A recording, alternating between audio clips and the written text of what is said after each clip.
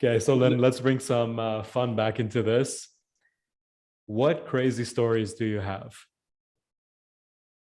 Most of my crazy stories are all from my northern flying experience. All of that. It's you have to understand when we're flying in these northern communities or places up north, they don't have like a normal runway. This is all gravel runways. These are not proper paved with the numbers and lettering and all of that. This is just like a strip up north, and you're landing airplanes there. So I've had a situation where we would taxi out to, line it up to the runway and then basically take off. But we're lined up, and just before we, add the power to go, we just had a pack of wolves just casually walk, and they chilled. They chilled on the I run. gotta stop you right there. When you started with this story, I did not expect to hear the phrase "a pack of wolves." Yeah, that's it. They just walked in and they just hung out. And I'm like, wait, what is going on? I'm looking at my captain. He's looking at me. He's like, well, this has never happened to me.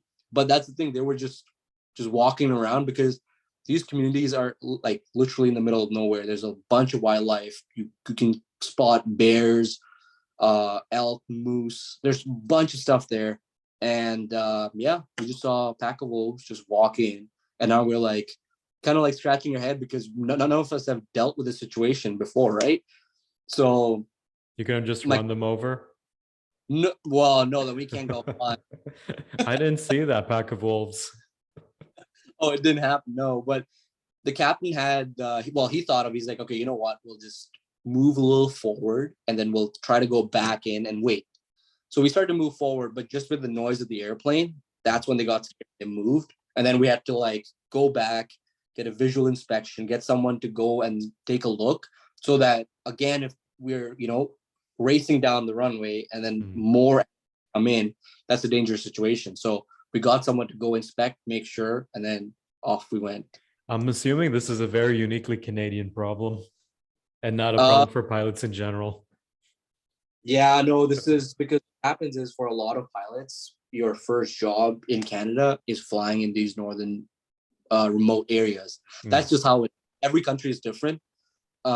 But in Canada, most people go up north and they fly these kinds of airplanes and these situations to get experiences, then move on to something bigger and better or whatever it is. Some people stay, they enjoy it, like that's just a way of life.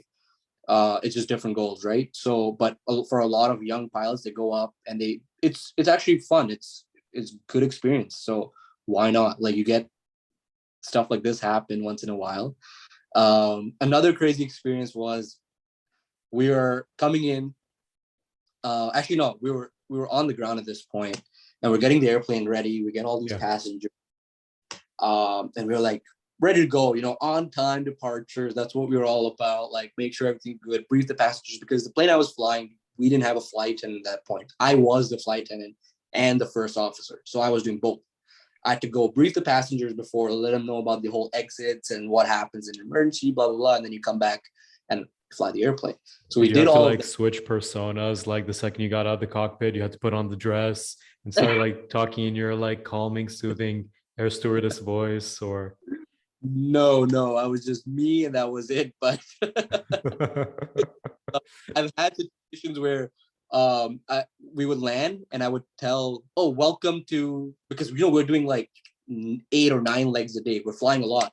So I would just say, oh, welcome to this place. And they're all scratching like, what? I'm like, oh no, this is I misspoke. It was a wrong airport, but they were confused for 2 seconds. They're like, wait, did we land at the wrong place? Like, oh, bro, that's definitely happened before. but no, anyways, I was getting this plane ready. We're ready to go, right? Air traffic control basically comes in and they're like, hey, we need you to shut all the airplanes down. Like basically the traffic in this airport, you need to shut everything down. It's like, oh, what's going on? Later on, we find out, no, not later on, but like as like we're shutting everything down, we see like this car like zoom past, and then you see like a bunch of cop cars following. And it's like, wait, what's On the going on? runway? Not on the runway, but on the taxiways and like the other. But that's what I saw, right? That's all I saw. anyways, the story that we found out later on was there was a lady that was driving and then she was littering, like she was throwing stuff out of her car. Her bad luck, there's a cop behind her. So he flashes the lights and he, like, you know, the sirens and everything. And this lady just books it. She just starts driving crazy. And now there's a police chase. This lady was intoxicated and ends up driving through the fence of the airport. Like she broke through it and she made it past the other side to the point where there were airplanes landing and they had to like go around because there was a car on the runway and she was racing down the runway with cop cars behind her. And then she gets out, hits a couple airplanes, and somehow manages to still drive. And they stopped her in town with spike strips. Dude, And this is, can we just we're sitting, appreciate how this story started with littering? yeah, I know. And it just gets crazy and crazy. I'm like, wait, what the hell happened here? And because of that, we're delayed 2 hours because now they had to see the damage and the debris that could have been left behind with this car hitting stuff and all of that. So what a buzzkill. What a selfish yeah, person, man. Just like litter somewhere else. That's the moral no, of the story. Litter somewhere else. she was drunk driving and littering. So that's how it all started, and it just escalated to that point. But yeah, that's another one. And then I've also like coming into approach in some of the northern communities, you end up seeing bears and polar bears and stuff, and you're close to the Jesus. Hudson River.